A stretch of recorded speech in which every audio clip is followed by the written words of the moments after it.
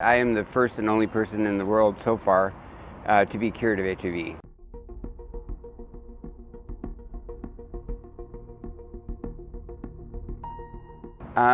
In 1995, a former partner of mine, who was a friend at that time, he said that he had tested positive for HIV, and that was heartbreaking.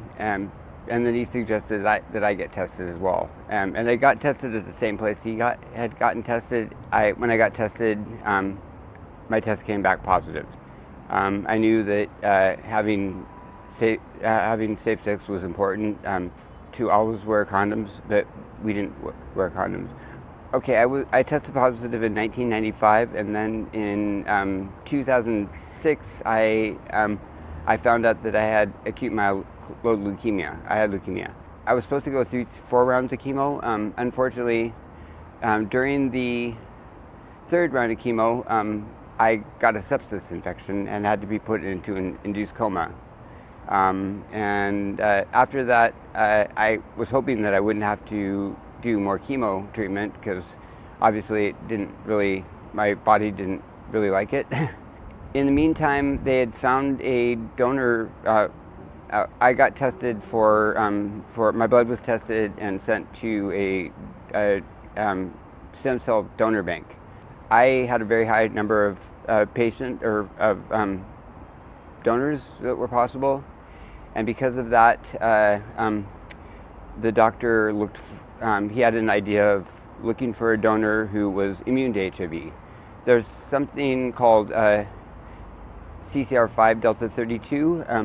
And that the people that have that from both of their parents, who are what's called homozygous for that, they're immune to HIV. Prevalent in only 1% of Northern Europeans. It doesn't occur in any other part of the world. It's just Northern Europeans. It was a German man who lived near Cologne. I don't really know much about him. He was from near Cologne, and he was a student at NYU. So he was actually in the United States when they contacted him. So he agreed to do it, and so I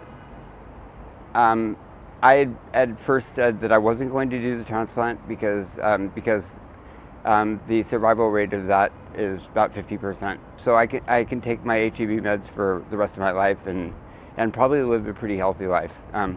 I had done fine up till then, and I didn't have any real resistance to any drugs or anything like that. Near the end of 2006, it came back. Went out of remission. So at that point, I decided, okay, I guess I'll do the transplant. The transplant was a complete experiment. Nobody had any idea if it would work or not. It had not been done up till then. So nobody knew if it would work anymore. I was a guinea pig. I was very lucky to be in Germany at that point. If I had been in the United States, I'd be dead. Why? Because it was an experiment.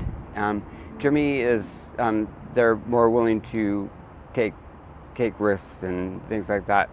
And sometimes it works out, sometimes it doesn't. In my case, it did work out. Before I was cured, I basically worked and kind of put HIV on the back burner. I took my medication and was doing pretty well. In Berlin, you can be open about your status, and in fact, I told my boss and all of my work colleagues. I was working in a cafe, and everyone knew. All my colleagues knew. Of course, I didn't go around the restaurant going, "Hey, I'm HIV positive." Yeah, that wouldn't have gone over well.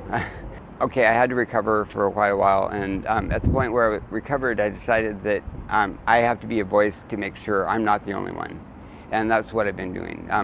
I decided I couldn't live with myself if I didn't try to make sure that I wasn't the only one. I was afraid to get tested because at that point, an HIV diagnosis was a death sentence. Basically, if you got diagnosed, you were dead in 2 years. In fact, the friend who told me I should get tested said, "You know, we're probably gonna die in about 2 years." and that was scary. If you get a medication, you will your life expectancy will be nearly that of a person without HIV, and the only thing is that you have to take medication every day for the rest of your life, and that kind of sucks. But my message about cure is that if it happened once, it is possible. A cure is possible, or curing HIV is possible, and I'm really hoping that scientists will come up with ways to cure HIV.